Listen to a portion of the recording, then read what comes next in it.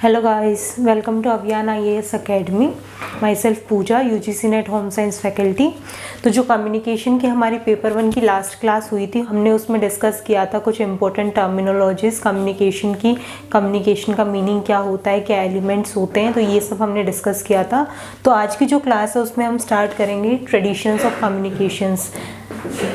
ये बहुत important topic है। इसमें 7 से 8 ट्रेडिशंस होते हैं हमारी कम्युनिकेशन के, वो हम 1 बाय 1 डिस्कस करेंगे। जो सबसे पहला ट्रेडिशन होता है हमारे कम्युनिकेशन का, वो होता है सोशियो साइकोलॉजिकल कम्युनिकेशन।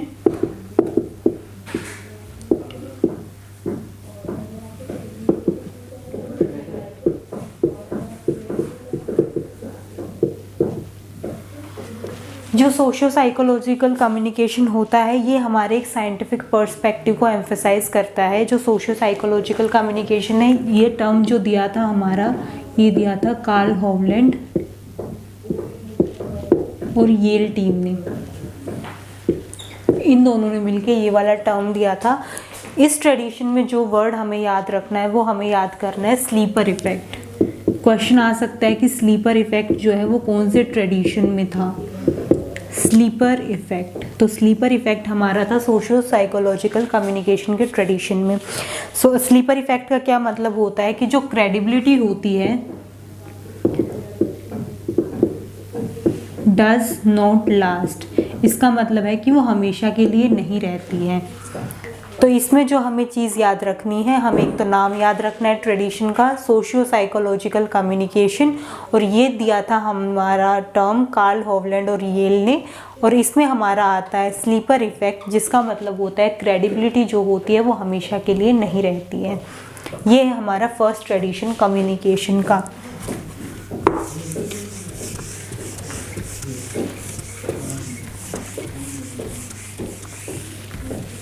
हम सेकेंड ट्रेडिशन की बात करते हैं, तो जो सेकेंड ट्रेडिशन होता है हमारा, वो होता है साइबरनेटिक ट्रेडिशन।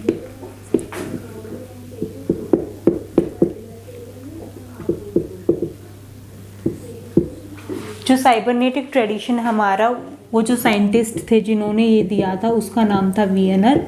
बट इसमें जो सबसे इम्पोर्टेंट चीज़ जो हमें याद रखनी है, वो है हमारा फीडबैक।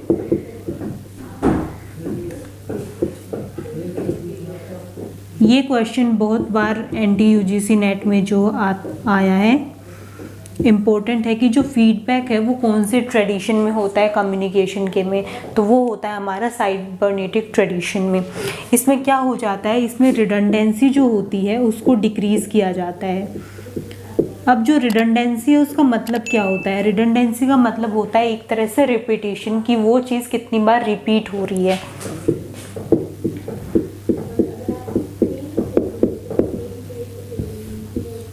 जितनी बार रिपीटेशन कम होगा, उतना ही मिनिमम हमारा डिस्टोर्शन होगा। डिस्टोर्शन को एक तरीके से हम कह सकते हैं डिस्ट्रक्शन। जैसा फर्स्ट जो ट्रेडिशन था सोशियो साइकोलॉजिकल ट्रेडिशन, उसमें हमें याद रखना था स्लीपर इफेक्ट, और जो सेकंड वाला है साइबरनेटिक, उसमें हमें याद रखना है फीडबैक।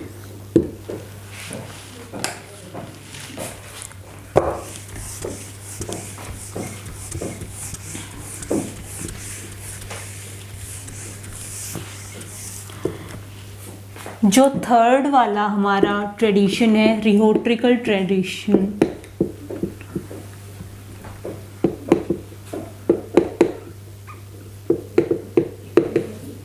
ये भी बहुत इम्पोर्टेंट है। जो रिहोट्रिकल ट्रेडिशन था वो हमारा दिया था एरिस्टोटल ने। रिहोट्रिकल जो ट्रेडिशन होता है, इसमें हमारे बेसिकली 3 चीज़ें जो इम्पोर्टेंट होती हैं। उसमें एक होता है हमारा Athos, second is pathos, third is logos. अब इन तीनों का मतलब क्या होता है? लोगोस का मतलब होता है लॉजिकल। जो बात है आपकी, जो कम्युनिकेशन है आपकी, वो कितनी लॉजिकल है। एथोस का मतलब होता है एथिकल। जो पैथोस होता है उसका मतलब होता है इमोशनल।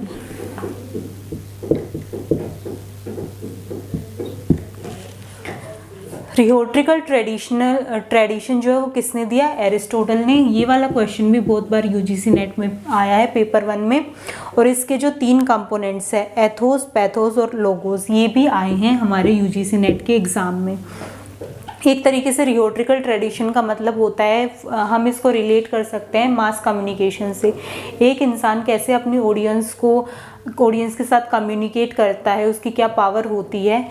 एक सिंगल पर्सन है और वो पूरी ऑडियंस में फॉर एग्जांपल कोई भी लेक्चर दे रहा है, या कैसे मास मीडिया का एग्जांपल हम लेते हैं, तो इस पर्सन की जो कम्युनिकेशन होती है वो होती है हमारी रिहोट्रिकल ट्रेडिशन के अंदर। ये तीनों इससे कैसे रिलेटेड है? जो ये कम्युनिकेशन करेगा वो एथिकल होनी चाहिए, लॉजिकल होनी चाहिए, ये नहीं कि वो कुछ भी बोल देगा, और उसके साथ साथ इमोशनल होनी चाहिए। फॉर एग्जांपल अगर आप पूरी ऑडियंस को एक तरीके से कुछ बात बता रहे हो तो उनसे इमोशनली कनेक्ट करके बताओगे ताकि वो खुद को उससे रिलेट कर पाए।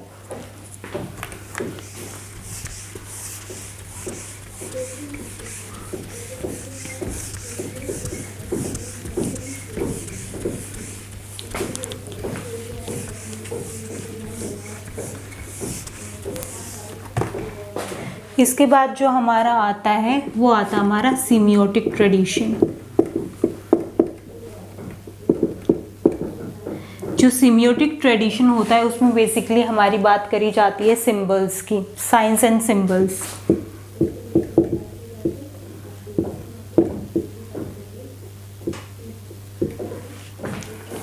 उसके बाद एक हमारा ट्रेडिशन आता है सोशियो कल्चरल ट्रेडिशन।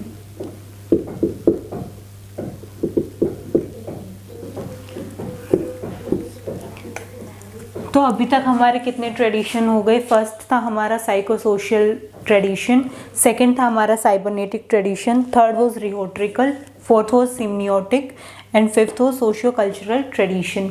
जो वर्ड्स, जो चीज़ें याद रखनी है, फर्स्ट में हमें याद रखना है स्लीपर इफेक्ट, सेकंड में हमें याद रखना है कि फीडबैक, जो क्वेश्चन बहुत बार आया भी है, वो होता है हमारा साइबरनेटिक कम्युनिकेशन में या फिर उसके ट्रेडिशन में। और जो थर्ड था रिहोट्रिकल, किसने दिया है? एरिस्टोटल ने दिया है, जिसमें 3 मेन कंपोनेंट्स होते हैं, ethos, pathos and logos. Semiotic word जहाँ भी आता है उसका मतलब होता है हमारे साइंस एंड सिंबल्स। एक तरीके से हम बोल सकते हैं जो हमारी नॉन वर्बल कम्युनिकेशन होती है। उसके बाद आता हमारा सोशियो कल्चरल ट्रेडिशन, जिसमें हमारा कल्चर भी लिंक होता है। इसमें जो एक मेन बात हमारी आती है वो आता है हमारा कम्युनिकेशन इज नॉट न्यूट्रल कंड्यूल्ट, कि कम्युनिकेशन जो होती है हमारी वो एक न्यूट्रल कंड्यूल्ट नहीं होता है। अब इस कंड्यूल्ट का क्या मतलब होता है? कंड्यूल्ट का मतलब होता है कि किस तरीके से जो हमारा मैसेज है हम उसको रिप्रेजेंट कर रहे हैं। हमारा जो मैसेज होता है, हम टेलीफोन से कर रहे हैं, हम फेस टू फेस कर रहे हैं, हम किस तरीके से कर रहे हैं, वो हमारा एक न्यूट्रल कंड्यूल्ट नहीं होता है, क्योंकि हर एक का कम्युनिकेट करने का तरीका जो होता है वो अलग अलग होता है। उसके बाद जो हमारा आता है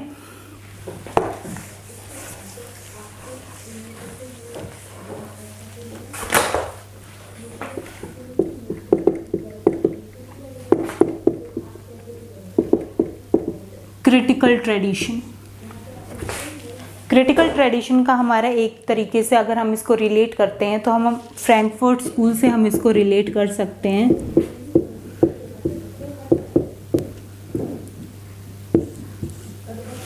इसमें था कि एक कंट्रोल्ड मीडिया होती है। फॉर एग्जांपल अगर हम मास मीडिया का एग्जांपल लेते हैं तो उनको कंट्रोल्ड होती हैं वो, कि एक तरीके से हम कह सकते हैं गेट कीपिंग की सिचुएशन होती है। अब जो ये गेट कीपिंग का वर्ड है इसका क्या मतलब होता है?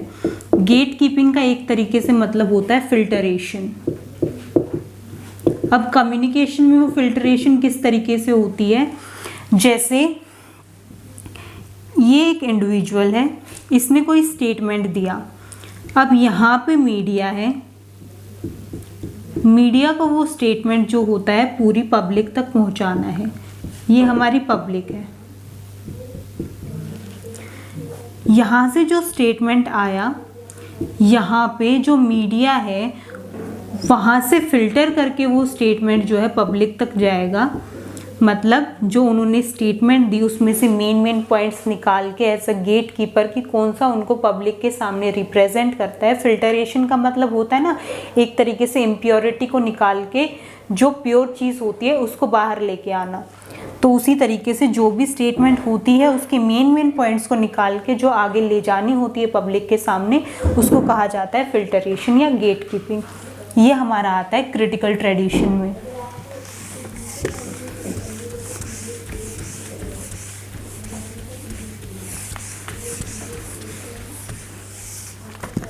क्रिटिकल ट्रेडिशन के बाद हमारा आता है फिनोमिनोलॉजिकल ट्रेडिशन।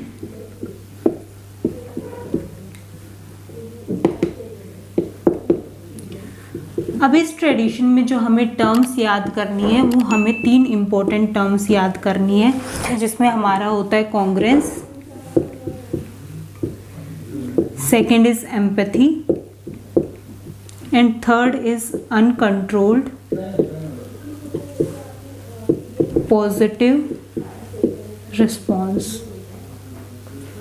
कोई भी फिनोमिना है उसमें एक तरीके से कॉन्ग्रेंस होना चाहिए। कॉन्ग्रेंस का मतलब होता है वो सारी चीज़ें कलेक्ट करके एक सेंटर पॉइंट पे आए। एम्पैथी हमने अपने लास्ट लेक्चर में भी आपको बताया था। एम्पैथी वर्ड जहाँ भी आ जाता है उसका मतलब होता है सामने वाले को समझना। And third is uncontrolled positive response, कि जो भी बातें हो रही है, जो भी कम्युनिकेशन हो रही है, उनमें हमें एक पॉजिटिव रिस्पॉन्स देना होता है। फॉर एग्जांपल अगर हम यहाँ पे एक काउंसलिंग का एग्जांपल ले लें, काउंसलर है, उसके पास एक क्लाइंट आता है, तो क्लाइंट अपनी कोई भी सिचुएशन बताता है तो काउंसलर को एक पॉजिटिव रिस्पॉन्स दिखाना चाहिए उसके लिए। फॉर एग्जांपल अगर साइकियाट्रिस्ट के पास कोई जाता है तो ऐसा नहीं होता है कि साइकियाट्रिस्ट जो है उसकी बात सुने बिना उसको थोड़ा सा नेगेटिव फील कराते हैं, क्योंकि फिर वो काउंसलिंग के लिए कंफर्टेबल होगा ही नहीं। तो इसलिए एक पॉजिटिव रिस्पॉन्स देना होता है, उनको एम्पैथी दिखानी होती है कि हाँ हम आपकी बात को समझ रहे हैं, तभी जो क्लाइंट होता है वो अपनी बात को रख पाएगा। तो ये 3 इम्पोर्टेंट पैरामीटर्स थे जो हमें याद रखने हैं इस ट्रेडिशन में, congruence, empathy and positive response.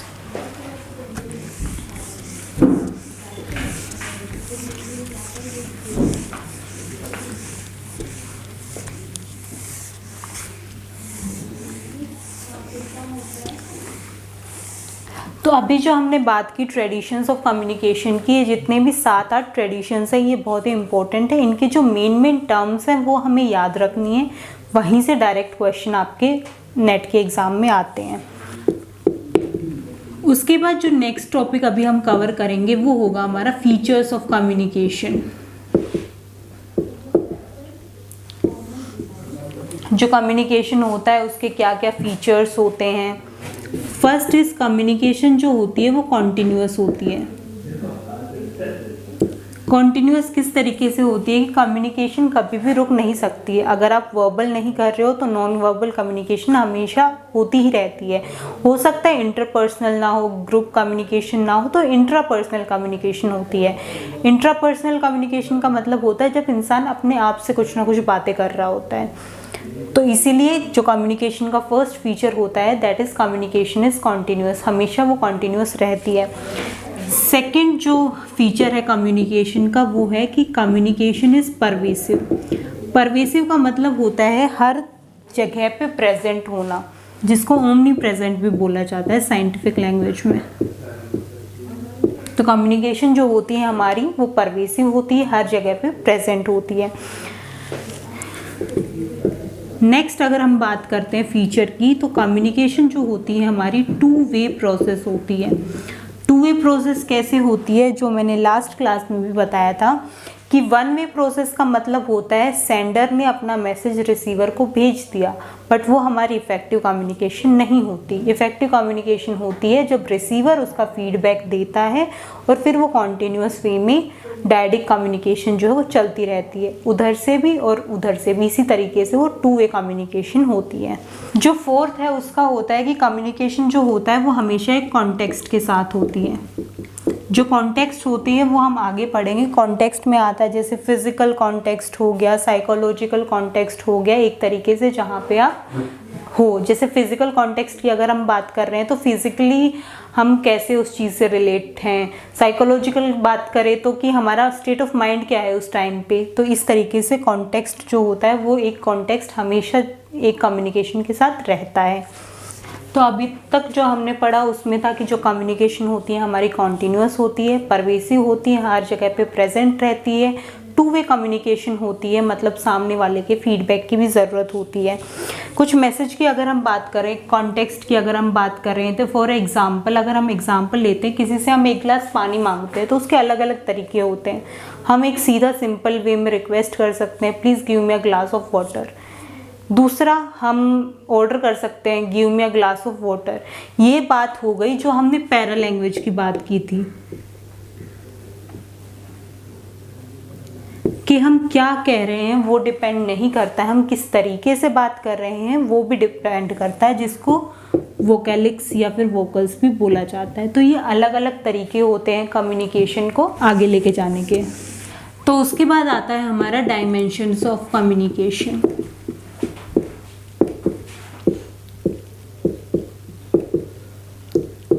Dimensions में आता है हमारा जो हमने लास्ट जो फीचर्स हम देख रहे थे उसमें एक वर्ड आया था context.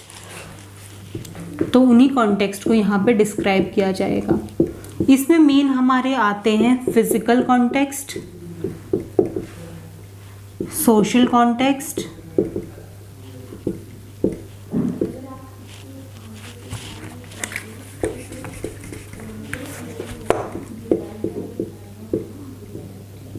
psychological context and temporal context।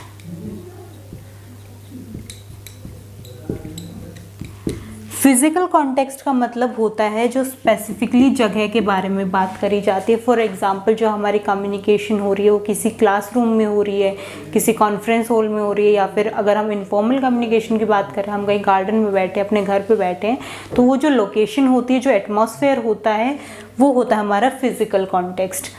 अगर हम सोशल कॉन्टेक्स्ट की बात कर रहे हैं तो सोशल की अगर हम बात करें, फॉर एग्जांपल जिससे हम बात कर रहे हैं वो हमारा फ्रेंड है तो हमारी इनफॉर्मल कम्युनिकेशन है। अगर वो हमारा कलीग है या हमारा सीनियर है तो वो हमारी फॉर्मल कम्युनिकेशन होती है। इस तरीके से जो सोशल कॉन्टेक्स्ट होता है वो एक डायमेंशन होती है हमारी कम्युनिकेशन की।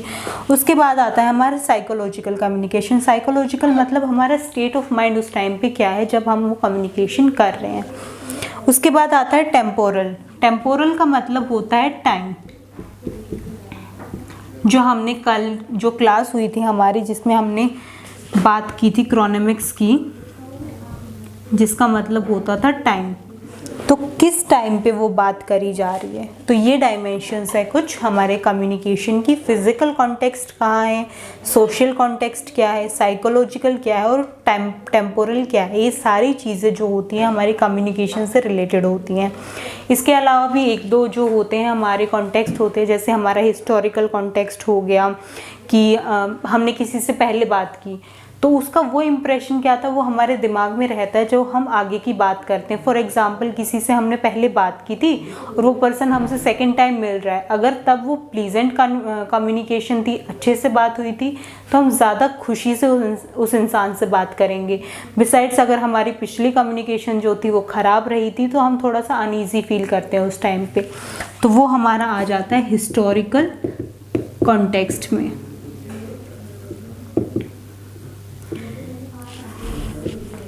उसके बाद एक कॉन्टेक्स्ट होता है हमारा कल्चरल। कल्चरल का मतलब होता है जैसे डिफरेंट टाइप्स के कल्चर होते हैं, या फिर सिर्फ कल्चर की नहीं, अगर हम लैंग्वेज को भी इसमें इंक्लूड करते हैं। फॉर एग्जांपल मैं एक ऐसे इंडिविजुअल से बात कर रही हूँ जिसकी और मेरी और उसकी लैंग्वेज सेम है, तो वो ज़्यादा कंफर्टेबल रहेगा कम्युनिकेशन के लिए। अगर मेरी लैंग्वेज दूसरी है और दूसरे इंसान की लैंग्वेज दूसरी है, हम एक दूसरे की लैंग्वेज को समझ नहीं पा रहे हैं, तो उस टाइम पे जो कम्युनिकेशन होती है वो थोड़ी सी डिफ़िकल्ट हो जाती है। दूसरा हम इसमें ये चीज़ भी इंक्लूड कर सकते हैं, फॉर एग्जांपल जिस बारे में हम बात कर रहे हैं अगर सामने वाला उस टॉपिक को लेके इंटरेस्टेड है। फॉर एग्जांपल अगर हम अपने ही सब्जेक्ट की बात कर रहे हैं, हमें बात करनी है अपनी यूजीसी नेट की, जो सामने वाला जिससे हम बात कर रहे हैं उसको उस चीज़ में कोई इंटरेस्ट नहीं है, उसके बारे में कोई नॉलेज नहीं है, तो अगर हम उससे कम्युनिकेशन करना चाहेंगे तो उतने अच्छे से उसमें इन्वॉल्व नहीं होगा। तो ये कुछ कॉन्टेक्स्ट होते हैं हमारे कम्युनिकेशन के डायमेंशंस के, physical, social, psychological, temporal, historical and cultural. अब कम्युनिकेशन में कुछ चीज़ें होती है। फॉर एग्जांपल अगर हम कोई भी कम्युनिकेशन स्टार्ट करते हैं तो ऐसे ही तो नहीं हो जाती। कम्युनिकेशन कौन स्टार्ट करता है? सेंडर स्टार्ट करेगा। सेंडर भी कब स्टार्ट करेगा? जब उसके दिमाग में कोई आइडिया होगा कि मेरे को इस बारे में कम्युनिकेशन जो है वो स्टार्ट करनी है। तो सबसे पहले कम्युनिकेशन जो सेंडर है उसके पास एक आइडिया जनरेट होना चाहिए। उसके बाद उसके दिमाग में आ गया मेरे को इस बारे में बात करनी है। तो जब तक वो ये नहीं सोचेगा कि मैं उसको कैसे रिप्रेजेंट करूं या फिर कैसे एनकोड करूं, तो वो अपनी बात को रिप्रेजेंट नहीं कर पाएगा। तो सबसे पहले एक आइडिया जनरेट होता है सेंडर के पास, उसको वो एनकोड करेगा। अब वो मैसेज एनकोड हो गया, एनकोड करके उसने मैसेज फॉर्म बना दिया।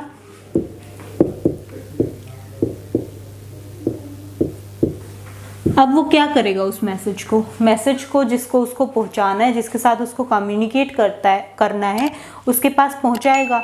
अब उस मैसेज को पहुंचाने के लिए उसको एक चैनल की ज़रूरत होती है। अब वो चैनल जो होता है वो हर कम्युनिकेशन में अलग अलग होता है। फॉर एग्जांपल अगर मैं अभी वीडियो बना रही हूँ तो हमारा चैनल है जहाँ पे भी ये वीडियो जो है वो अपलोड करी जाएगी, वहाँ से आप उसको देखोगे तो वो हमारा चैनल होगा। अब उस चैनल पे पहुँचने के बाद वो मैसेज डिकोड किया जाएगा, डिकोडर उसको डिकोड करेगा और फिर वो फीडबैक देगा।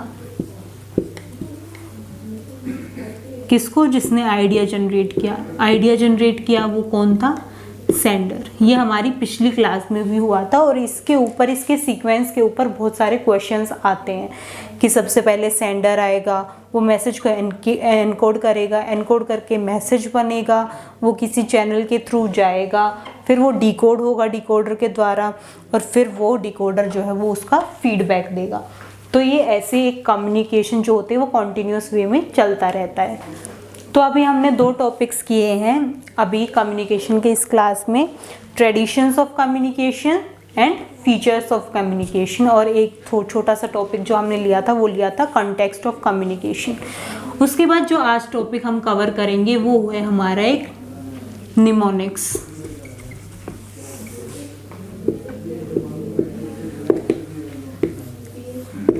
निमोनिक्स की अगर हम बात करें तो आपने स्कूल टाइम में पढ़ा होगा, जब आप पीरियोडिक टेबल याद करते थे तो आप अपना एक निमोनिक बना लेते थे। वैसे ही एक निमोनिक होता है, कोई भी एक शॉर्ट फॉर्म बनाई जाती है किसी भी चीज़ को याद रखने के लिए। फॉर एग्जाम्पल एक हमारा निमोनिक है जिसका मतलब होता है keep it short and simple.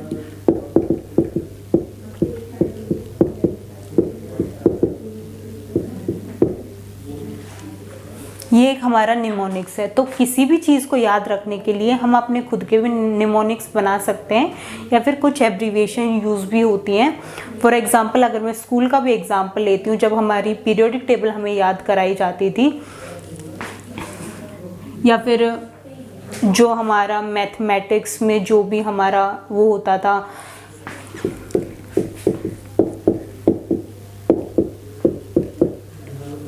Kilo, hecto, deca, metre, deci, centi, milli, ये जो होता था इसको याद करने के लिए हमें एक शॉर्ट फॉर्म एक निमोनिक्स बना दिया जाता था हमारा कि king Harry died, mother did cry much.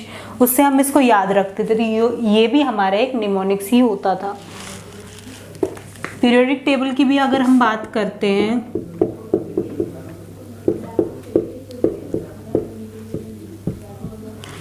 ये हमारा फर्स्ट जो ग्रुप होता था हाइड्रोजन, लिथियम, सोडियम वगैरह, तो इसके लिए हम अपने खुद से ही कोई ना कोई निमोनिक्स बना लेते थे ताकि हम एक पीरियोडिक टेबल को याद रख सके।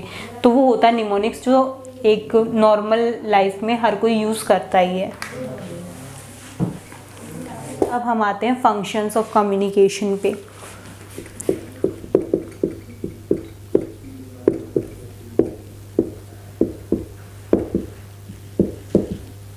कम्युनिकेशन जो होती है उसके बहुत सारे फंक्शंस होते हैं। फॉर एग्जांपल सबसे पहले अगर हम बात करते हैं इनफॉर्मल फंक्शंस की, तो इनफॉर्मल फंक्शन में क्या होता है? इनफॉर्मल फंक्शन जो हम अपने दोस्तों के साथ, अपनी फैमिली के साथ करते हैं, तो उसमें क्या करते हैं? हम अपनी थॉट्स को रिप्रेजेंट करते हैं, हम क्या फील कर रहे हैं वो उनको बताते हैं, या हंसी मजाक में भी जो हमारी बातें होती है वो सब करते हैं। दूसरा, मोटिवेशन। अगर हमें किसी को मोटिवेट करना होता है, अगर वो किसी डिप्रेशन में ना भी है, तो अगर कोई किसी एग्ज़ाम के लिए प्रिपेयर कर रहा है, तो अगर टीचर या फिर घर वाले उसको मोटिवेट करेंगे तो कैसे करेंगे? कम्युनिकेट करके ही करते हैं। अब वो वर्बल है, वो नॉन वर्बल है, तो वो एक फंक्शन है कम्युनिकेशन का कि वो मोटिवेट भी कर सकता है सामने वाले इंसान को। जैसे साइकियाट्रिस्ट होते हैं, उनके पास अगर कोई भी क्लाइंट जाएगा, वो डिप्रेशन में है, तो साइकियाट्रिस्ट क्या करेगा? बातें करेगा उससे, उसको थोड़ा सा इजी फील कराएगा, उसके बाद ही आगे की प्रोसेस होती है। तो एक तरीके से एक फंक्शन होता है कम्युनिकेशन का कि वो मोटिवेट करते हैं।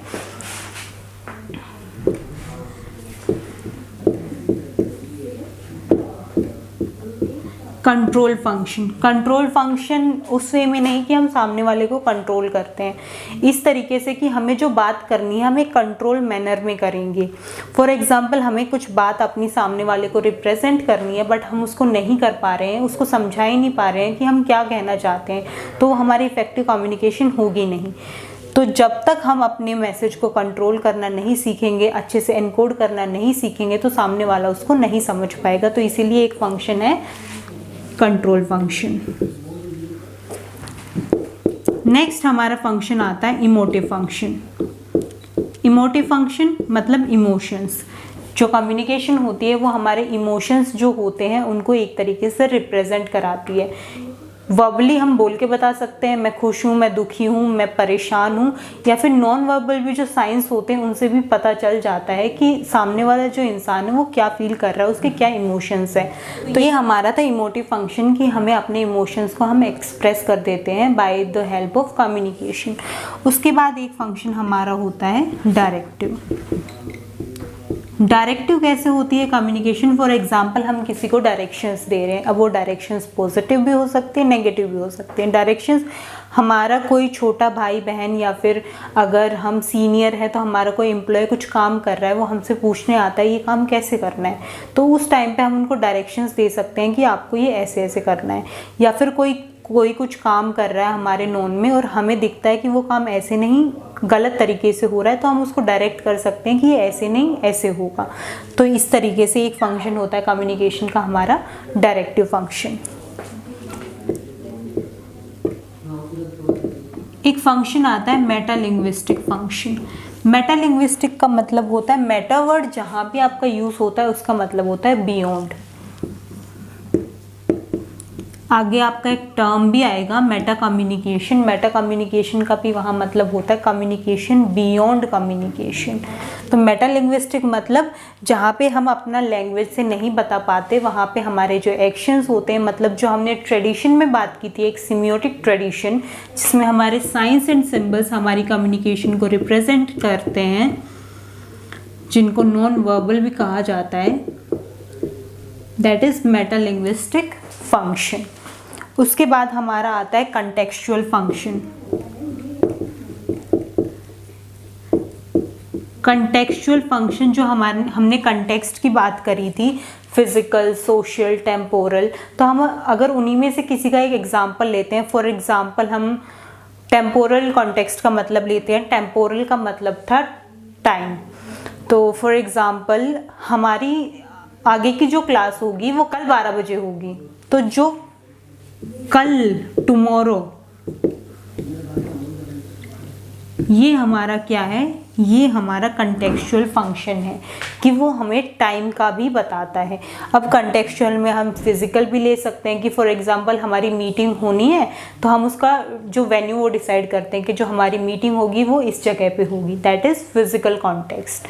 तो ये एक फंक्शन है कंटेक्चुअल फंक्शन। ऐसे कम्युनिकेशन जो होती है हर जगह पे यूज़ होती है, तो इसके बहुत सारे फंक्शंस होंगे। जब आप नॉर्मल खुद से भी एनालाइज करोगे तो आपको बहुत सारे फंक्शंस जो है कम्युनिकेशन के वो देखने को मिलेंगे। तो अभी तक की जो हमारी क्लास हुई है उसमें हमने कवर किया है traditions of communication, features of communication, functions of communication, और अभी हम 3-4 टर्म्स और डिस्कस करेंगे। उसके बाद जो नेक्स्ट क्लास होगी वो आपकी नेक्स्ट सेशन में होगी।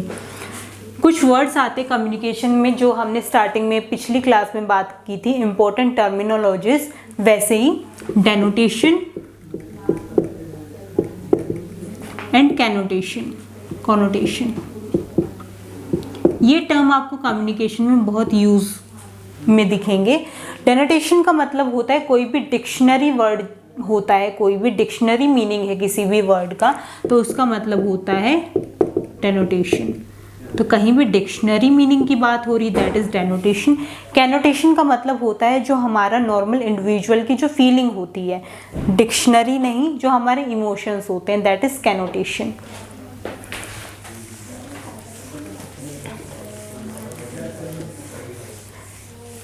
उसके बाद दो वर्ड्स आते हैं, एक होता है smile and second is metaphor. दोनों में क्या डिफरेंस होता है? स्माइल में वर्ड यूज होता है लाइक, बट मेटाफर में वो यूज नहीं होता है। फॉर एग्जाम्पल, अगर हम एक नॉर्मल एग्जाम्पल लेते हैं, my little sister is like an angel.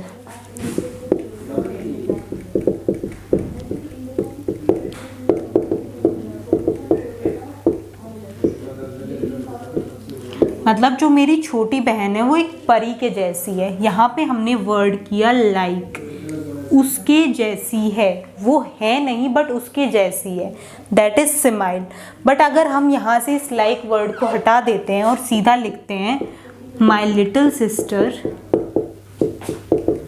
Is angel, मतलब मेरी छोटी बहन वो एंजल है। यहाँ पे हमने लाइक वर्ड का यूज़ नहीं किया है, दैट इज़ मेटाफर।